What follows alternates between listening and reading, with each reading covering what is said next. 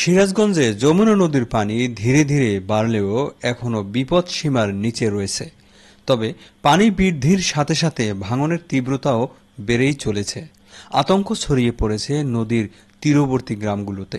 আজ মঙ্গলবার সকাল ৬টায় পর্যবেক্ষণে পানি উন্নয়ন বোর্ড জানিয়েছে, কাজীপুর স্টেশনে যমুনার পানি রেকর্ড হয়েছে ১২.৬৭ মিটার, যা বিপদসীমার তুলনায় ২১৩ সেন্টিমিটার নিচে।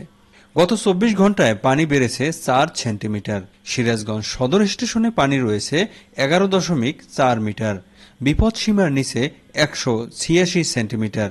গত ২৪ ঘন্টায় এখানে পানি বেড়েছে ৫ সেন্টিমিটার। যদিও পানি এখনও বিপদসীমার নিচে রয়েছে, তবে ভাঙন থেমে নেই।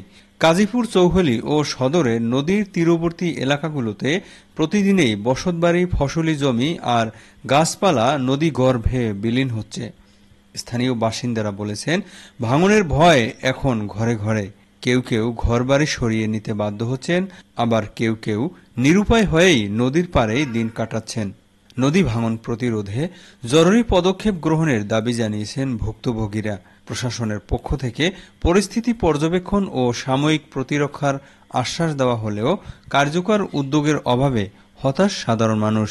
স্থানীয় প্রশাসন ও পানি উন্নয়ন বোর্ড জানিয়েছে, পানি পরিস্থিতির উপর সার্বক্ষণিক নজর রাখা হচ্ছে এবং প্রয়োজনে জরুরি ব্যবস্থা গ্রহণ করা হবে।